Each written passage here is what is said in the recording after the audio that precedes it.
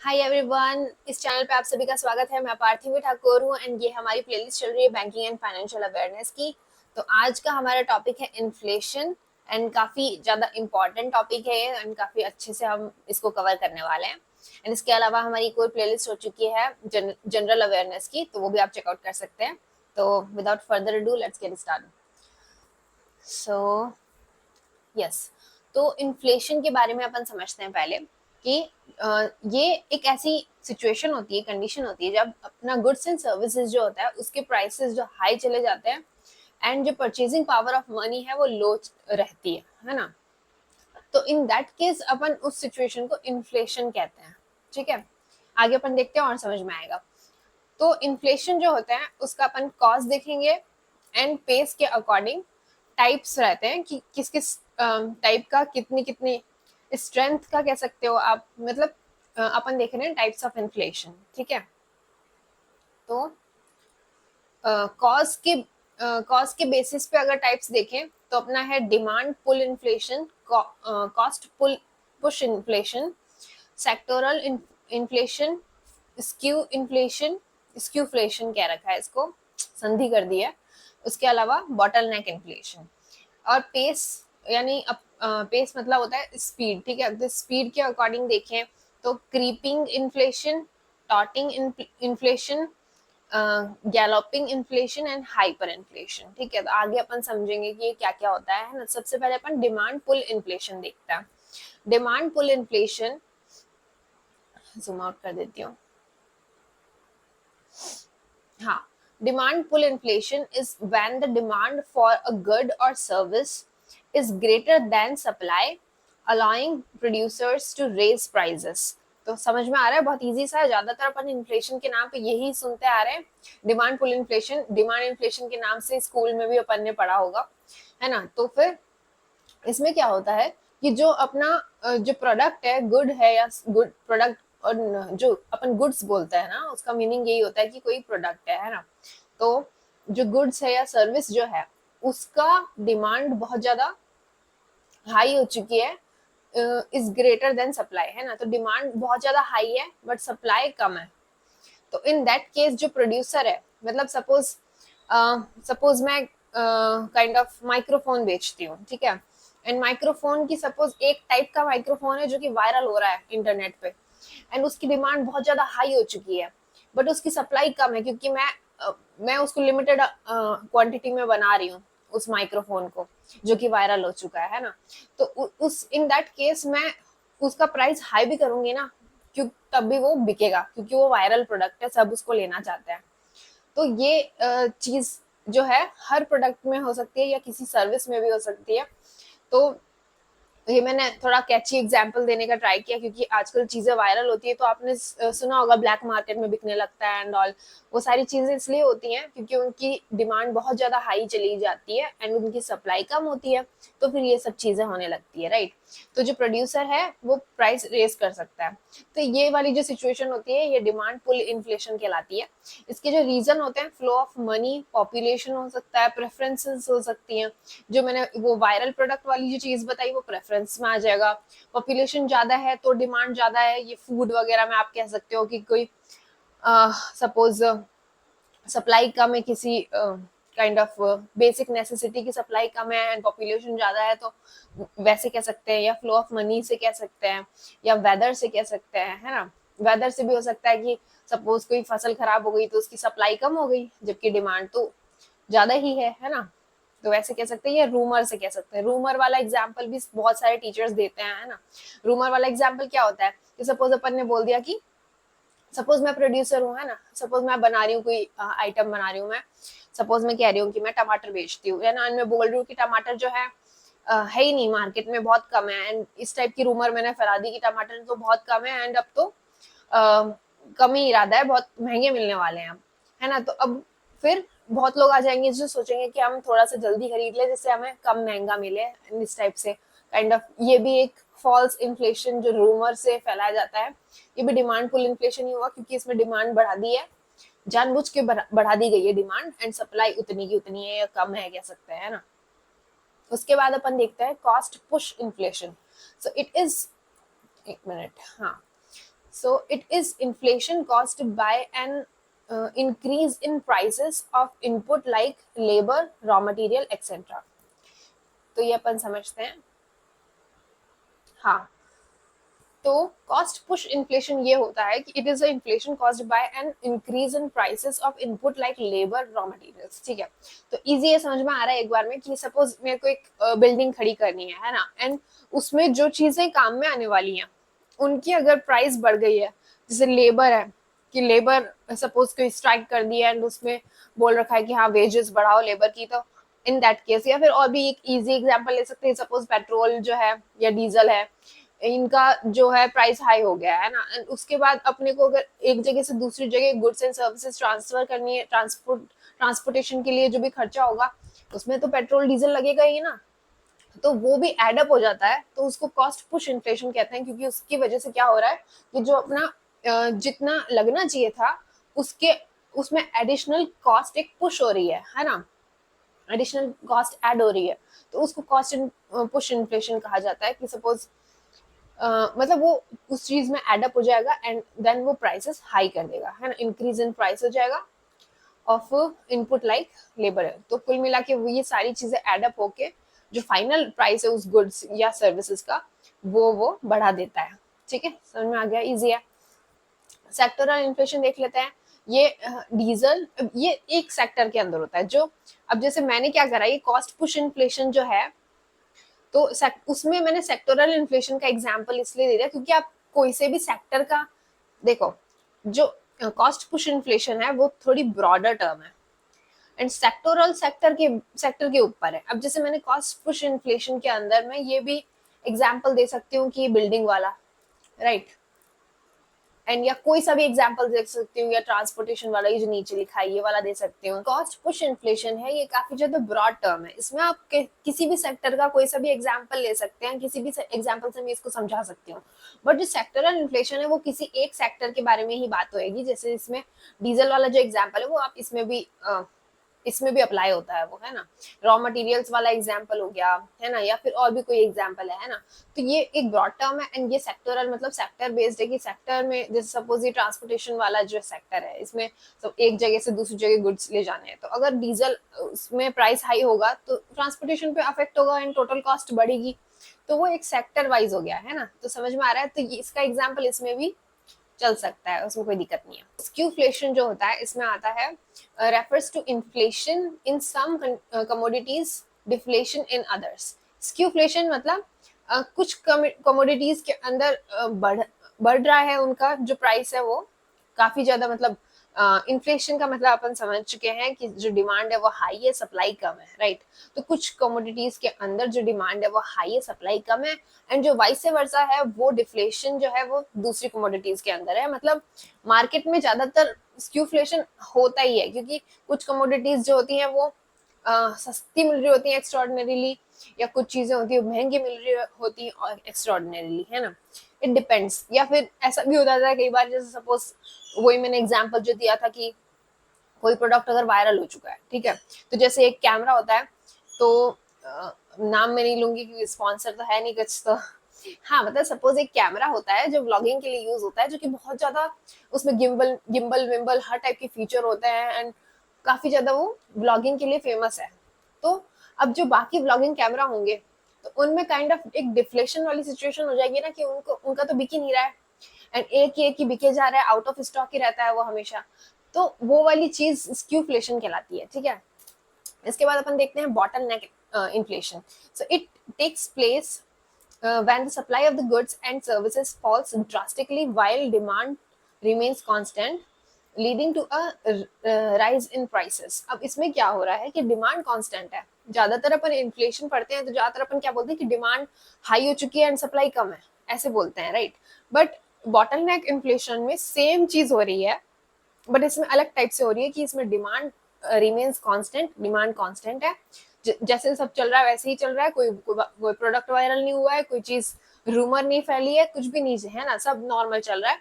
और सप्लाई कम हो गई है, जैसे कि मैंने जो एग्जांपल दिया था कि सपोज कोई फसल खराब हो गई है तो सप्लाई आपकी एकदम ड्रास्टिकली फॉल हो गई है ना, बिल्कुल सप्लाई है ही नहीं, क्योंकि फसल पूरी खराब हो गई है, पूरे उसको नष्ट कर दिया गया है, वट वो जो कीड़े खा गए या जो भी कह सकते हैं, है ना। तो फसल आपकी खराब हो गई है, तो उसमें सप्लाई जो है वो पूरी तरह से ड्रास्टिकली फॉल डाउन हो चुकी है, बट जो डिमांड है वो तो सेम है। मतलब मेरे को टमाटर चाहिए तो चाहिए, तो वो वाला सीन है ना। तो उसको बॉटल नेक इन्फ्लेशन कहते हैं। उसके बाद अपना आ गया स्टैगफ्लेशन। स्टैगफ्लेशन में क्या होता है कि high high inflation plus recession, ये दोनों सेम टाइम पे होते हैं। अब जैसे अब ये जो अपन पढ़ रहे हैं, ठीक है, हाई इन्फ्लेशन भी हो गया एंड रिसेशन भी हो गया। तो अब ये चीज मैंने स्क्यूफ्लेशन में भी बताई थी। स्क्यूफ्लेशन में मैंने सेम चीज बोली क्या, कि इन्फ्लेशन भी होता है एंड डिफ्लेशन भी होता है। तो अब डिफ्लेशन एंड रिसेशन, इनके बीच में अपन डिफरेंस समझते हैं कि ये दोनों क्या है ना। तो क्योंकि मैं कह रही हूँ कि इन्फ्लेशन यानी कि अपना इन्फ्लेशन ज्यादा हो रहा है, डिफ्लेशन भी हो रहा है। इन्फ्लेशन मतलब कि अपनी डिमांड ज्यादा है, सप्लाई कम है, एंड डिफ्लेशन मतलब कि सप्लाई ज्यादा डिमांड कम है ना। तो ये दोनों चीजें जो हो रही है अपनी स्क्यूफ्लेशन के अंदर होती हैं। बट मैं कह रही हूँ कि हाई सॉरी, तो मैं कह रही हूँ कि जो स्टैगफ्लेशन होता है, इसके अंदर हाई इन्फ्लेशन होता है एंड रिसेशन होता है। तो इस रिसेशन का क्या मीनिंग हुआ कि जो डिफ्लेशन होता है वो अपना कंट्रोलेबल होता है।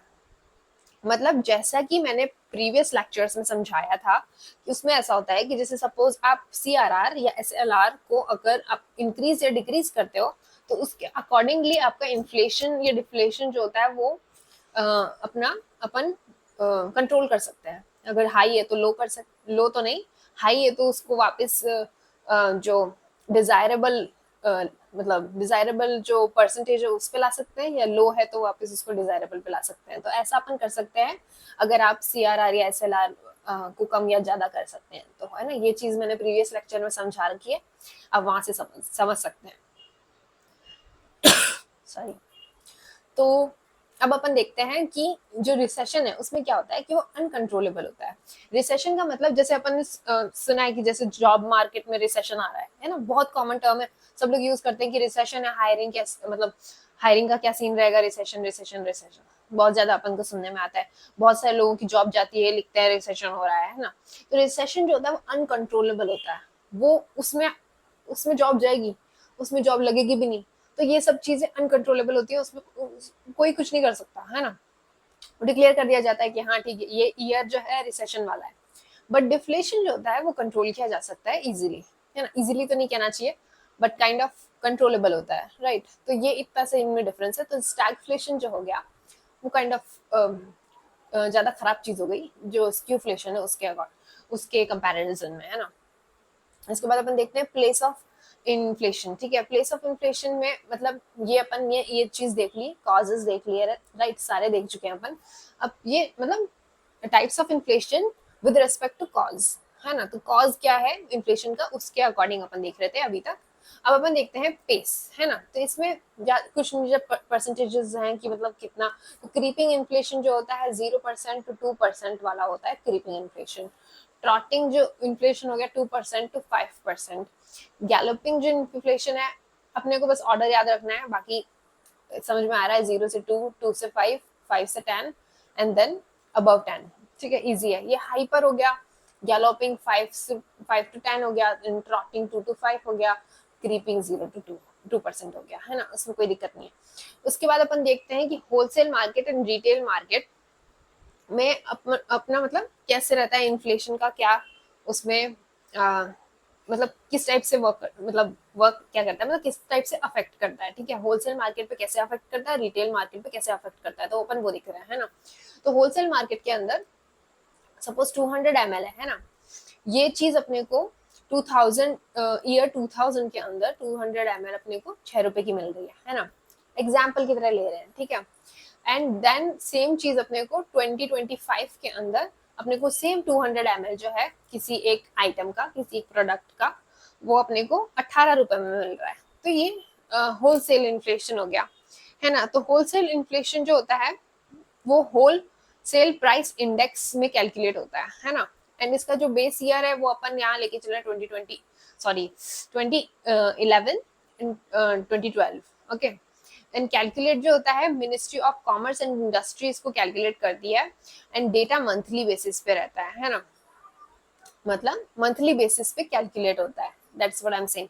एंड रिटेल इन्फ्लेशन जो होता है वो जैसे 2008 के अंदर अपन को 200 ml जो है 8 रुपए का मिल रहा है, एंड 2025 के अंदर 200 ml 20 रुपीज का मिल रहा है। तो इसको जो कैलकुलेट करने का जो मेजर होता है वो होता है consumer price index, CPI. And उसके अलावा बेस ईयर अपना 2011-12 का है ना, calculated by NSO, National Statistical Organisation calculate करती है, and daily sorry monthly basis पे कैलकुलेट करती है, राइट। तो ये अपन ने देख लिया। एंड अब अपन देखते हैं इन्फ्लेशन का फॉर्मूला क्या होता है, ठीक है। तो फॉर्मूला होता है current year price minus base year price divide में बेस ईयर प्राइस इनटू 100। तो अपन यहाँ पे देख रहे थे कि अपन ने बेस ईयर ले रखा था 2011-12 का, एंड देन करंट ईयर में जो भी प्राइस है, एंड देन बेस ईयर का वापस डिवाइड करके, एंड देन वापस डिवाइड नहीं, सॉरी मतलब हाँ फॉर्मूला दिख ही रहा है आपको, उसमें कोई समझाने वाली बात नहीं है ना। जो करंट ईयर है उसमें minus base year divide by base year into 100, तो ये इन्फ्लेशन का फॉर्मूला हो गया, ठीक है। ये मतलब इस टाइप से अपन कैलकुलेट कर सकते हैं जो होलसेल मार्केट इन्फ्लेशन है या रिटेल मार्केट इन्फ्लेशन है वो, ठीक है। अब अपन ये डायग्राम देख लेते हैं, इसको समझना बहुत इंपॉर्टेंट है। तो ये अपन देख लेते हैं कि यहाँ पर अपन इन्फ्लेशन शो कर रहे हैं, यहाँ पे डिफ्लेशन शो कर रहे हैं, एंड यहाँ पर अपना जो मार्केट सप्लाई है वो अपन देख रहे हैं, है ना। तो अब क्या हो रहा है इसमें, डिस इन्फ्लेशन क्या होता है एंड रीफ्लेशन क्या होता है, ये इन दोनों टर्म्स को अपन समझते हैं कि जब इन्फ्लेशन जो होता है ऐसे तो झटके से तो बढ़ नहीं जाता है ना, वैसे झटके से भी बढ़ सकता है या ग्रेजुअली भी बढ़ सकता है, but over the years upon calculate करें तो कभी भी वो एकदम ड्रास्टिकली नहीं बढ़ता। अपन कई सारे सालों का देखेंगे तो ऑब्वियसली है ना, धीरे धीरे करके बढ़ता है कोई भी कमोडिटी का प्राइस, तो वो वाला सीन रहता है ना। तो अब क्या हो रहा है कि जैसे कोई भी अपना जो गुड्स या सर्विसेज है ना, इनका over over the period of time ये जो इन्फ्लेशन है ये अपना बढ़ रहा है ना। एंड उसके बाद जब ये एक पीक पे पहुंच जाता है ना, तो उसको अपन डिस इन्फ्लेशन कहते हैं। एंड देन जब ये ग्रेजुअली कम होता है, एंड देन एक kind of minima and maxima वाला सीन है ना, ये मैक्सिमा हो गया ये मिनिमा हो गया, तो मिनिमा पे पहुंच जाता है तो उसको रिफ्लेशन कहते हैं, है ना। तो जस्ट ये आपको टर्म समझ में आनी चाहिए, है ना। तो ये इजी है, कोई दिक्कत नहीं है। तो inflation people in most loss, तो सबसे ज्यादा लॉस में, ये एक अच्छा अंडरस्टैंडिंग का क्वेश्चन है कि क्या मतलब कौन से जो लोग होते हैं जो सबसे ज्यादा अफेक्ट होते हैं इन्फ्लेशन के दौरान, ठीक है। तो क्रेडिटर्स जो होते हैं, बैंक्स सबसे ज्यादा अफेक्ट होते हैं इन्फ्लेशन वगैरह के दौरान, है ना। कैसे होते हैं, तो जैसे अपन समझना चाहें तो, क्योंकि जब भी जैसे सपोज इस एग्जाम्पल से ढंग से समझ में आ जाएगा, बहुत इजी सा कॉन्सेप्ट है कि क्रेडिटर्स जो होते हैं बैंक, वो सबसे ज्यादा इन्फ्लेशन के टाइम क्यों सफर करते हैं, कैसे उन पे प्रभाव पड़ता है ना। तो वो अपन इस एग्जाम्पल से देखते हैं कि सपोज ये ए है ना, तो ए ने बी से लोन लिया, है ना, 100 रुपीज का। तो हाँ, एंड इसने 1 ईयर का मतलब इसमें रहा कि 1 ईयर के बाद एक्चुअली हाँ इसमें मैंने ऐसे बता रखा है। हाँ, तो इसमें क्या हो रहा है कि ये जो ए है ना, ये सपोज बैंक है ना। तो अपन ये मान लेते हैं कि जो ए इंसान है वो बी इंसान को लोन दे रहा है, ठीक है। तो ये लोन दे रहा है बी को, ओके। तो 100 रुपीज का लोन दे रहा है, 1 ईयर का इसका टर्म है ना। एंड देन ये जो बी है ये इसको 1 ईयर बाद 105 रुपए वापस करेगा, ठीक है। तो मतलब 5% का इसका वो है, एंड देन 105 रुपए इसको 1 ईयर के बाद वापस करेगा। तो आपको क्या लगता है कि जो ए इंसान है, तो इसको 1 साल बाद 105 रुपए लेके मतलब कुछ फायदा हुआ होएगा क्या, कोई सेंस ही नहीं है। 1 साल बाद 5 रुपीज अगर वो ले भी लेगा तब भी उसकी वैल्यू क्या है ना, क्योंकि हर साल अपना इन्फ्लेशन बढ़ता है। ज्यादातर ऐसा ही होता है कि जो चीज पहले कम में मिल रही थी वो ज्यादा में मिलने लगती है, राइट। एक मिनट, हाँ, तो जो चीज कम में मिल रही होती है वो आगे जो भी साल आते हैं, तो several years afterwards it will be of high price, right. And 1 साल बाद 105 रुपए का कोई सेंस ही नहीं है, कोई प्रॉफिट कमाया ही नहीं उसने। इवन इवन वो लॉस में रहा। अब आप बताओ कि ये लॉस में कैसे रहा, क्योंकि जब उसको 100 के 105 मिल रहे हैं, तो मैं कह रही हूँ प्रॉफिट तो नहीं कमाया, वो तो समझ में आ रहा है क्योंकि इन्फ्लेशन भी एक चीज होती है ना। बट लॉस में कैसे रहा? लॉस में मैं क्यों बोली? लॉस में इसलिए बोली क्योंकि वो 100 रुपए उसके पास भी नहीं रहे। अगर वो 100 रुपए उसके पास होते, वो कहीं उसको ढंग की जगह इन्वेस्ट कर सकता था, एंड देन इससे तो ज्यादा ही अच्छा उसको आउटपुट मिलता है ना। तो इन दैट केस इसको लॉस वाला ही डील कहेंगे, है ना। तो because of inflation purchasing power down, तो ये तो पता ही है अपने को, परचेजिंग पावर डाउन हो जाती है इन्फ्लेशन के अंदर। अब टीजर लोन क्या होता है? ये एक बहुत अच्छा, बहुत ही इंपॉर्टेंट कॉन्सेप्ट है, सबको पता है, होना भी चाहिए, एंड समहाउ होता भी है, जो शायद टर्म वगैरह नहीं आती हो। तो इसमें ऐसा होता है, देखो टीजर लोन के अंदर time increases then interest also increases. ज्यादातर लोन्स टीजर लोन्स ही होते हैं, बट ज्यादातर को टर्म पता नहीं होती, बस काइंड ऑफ सभी टीजर लोन को अंडरगो करते हैं, सबने देखा होगा। तो जो होम लोन होता है ना, ये इसका एग्जांपल है टीजर लोन का। तो अब जैसे इसको ढंग से समझाएं, तो टीजर लोन में क्या होता है, जैसे होम लोन, ठीक है, तो उसमें ऐसा होता है कि आपको आने वाले, सपोज अपन ने 5 साल का लोन लिया है ना, तो 5 साल में अपने को एक अमाउंट अपने को हर हर महीने देनी पड़ेगी, है ना। एंड वो अमाउंट चेंज नहीं होती है, तो आपको 5 साल तक वो अमाउंट सेम देते देते रहने होगी, है ना।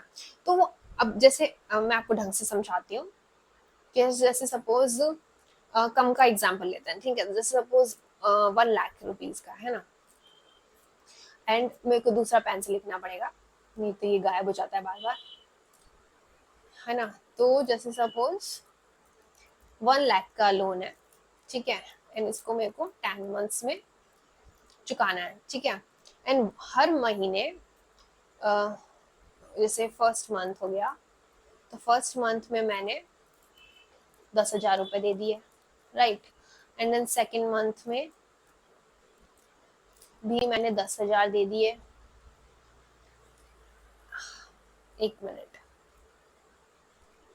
हाँ, तो काइंड ऑफ अगर अपन ऐसे कहते हैं कि सपोज 10 मंथ्स में इसको चुकाना है, this 1 lakh plus interest, interest, ठीक है। तो ये जो इंटरेस्ट है ना, ये जो चीज है ना, तो अपन ये 10,000 तो देंगे ही सही, ये तो हर महीने का चलेगा अपना, है ना, 10,000 तो हर महीने का चलेगा। बट प्लस जो इंटरेस्ट है ना, वो हमेशा सेम ही दिखेगा। मतलब अभी मैं समझाती हूँ कि जैसे सपोज इंटरेस्ट लगाया है अपना, जैसे सपोज 1% है ना, 1% तो बहुत कम हो जाएगा, इसको कॉम्प्लिकेट नहीं करते, अपन ऐसे समझते हैं कि सपोज अपने को कुछ इंटरेस्ट की अमाउंट है, वो देनी है ना। जैसे सपोज ले लेते हैं अपन 100 रुपीज, ठीक है। तो ये इंटरेस्ट की अमाउंट है, ये अपने को देनी है, ये कुछ परसेंट ऑफ इंटरेस्ट पे अपना ये अमाउंट निकली है, वो अपने को देनी रहेगी। तो अपन क्या करेंगे, यहाँ पर अपन देंगे 100, तो ये अपना, है ना, तो ये अपन दे रहे हैं, एंड नेक्स्ट में भी यही दे रहे हैं। तो अपन ये चीज सोच सकते हैं, देखो खुले दिमाग से सोचना है ना, कि अपना एक महीना कंप्लीट हो गया, तो अब 9 मंथ्स ही बचे, है ना, 9 मंथ्स ही बचे। तो 9 मंथ्स में तो जो अपना इंटरेस्ट है, वो मतलब ये जो इतना परसेंट है ना, तो अमाउंट कम हो रही है अपनी लोन की। देखो समझो कि जैसे सपोज अपन ने एक्चुअली ये चीज से और कॉम्प्लिकेट हो रहा है, तो मैं ऐसे समझाती हूँ, जैसे सपोज अपन ने 1 लाख में से 10,000 दे दिए, ठीक है, तो 90,000 बचे अपने। तो अपना जो इंटरेस्ट का जो जितना भी परसेंट है वो इस पे लगेगा, तो अपने को और कम देने चाहिए। फिर सपोज अपन ने अपने 10 महीने का लोन है ना, तो उसमें से सपोज अपन 5 महीने तक का चुका ऑलरेडी लोन जो है दे चुके हैं, है ना। तो उसके बाद 5 महीने वाला जो बचा अमाउंट है ना, जो अपने 50,000 रुपए हैं, उसके ऊपर जो इंटरेस्ट है वो देना चाहिए अपने को। बट ऐसा तो नहीं होता, इंटरेस्ट तो अपना, मतलब इंटरेस्ट का जो अमाउंट है वो तो सेम देना पड़ता है। तो सपोज ये जो इतना ये वाला जो अमाउंट है, हाँ, तो मतलब ये वाला जो अमाउंट है, ये अपने को बार बार 10 महीने तक यही देना रहेगा एट द एंड, है ना। ज्यादातर लोन्स में यही होता है, होम लोन के अंदर यही होता है।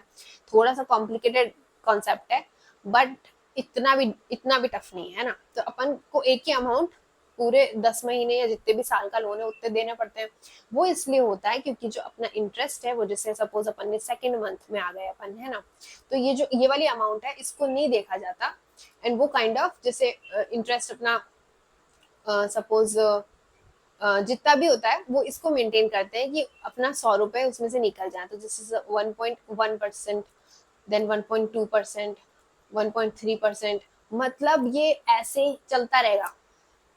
मतलब आप जो भी नंबर से उन पे ध्यान मत दो, नंबर से आप और कंफ्यूज हो जाओगे। आप कॉन्सेप्ट समझो कि क्या सीन है ना। वो इंटरेस्ट लगातार बढ़ रहा है जिससे कि आपके ये जो 100 रुपए है ना ये कांस्टेंट रहेंगे, क्योंकि इन्फ्लेशन से अफेक्ट ही नहीं होता है ये।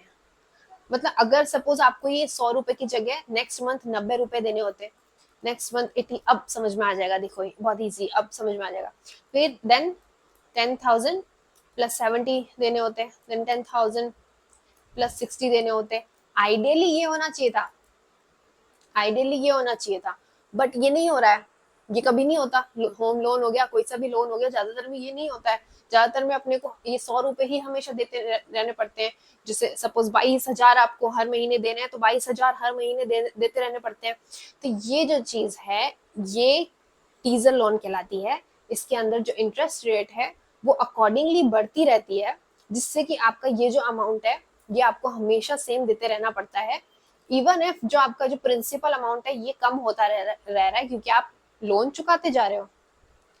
अब बहुत इजीली समझ में आ गया होगा, और जिनको समझ में नहीं आया हो, लास्ट का ये जो कुछ मिनट्स जो मैंने समझाए हैं ये आप वापस देख लोगे तो आपको क्लियरली समझ में आ जाएगा। बहुत इजी सा कॉन्सेप्ट है।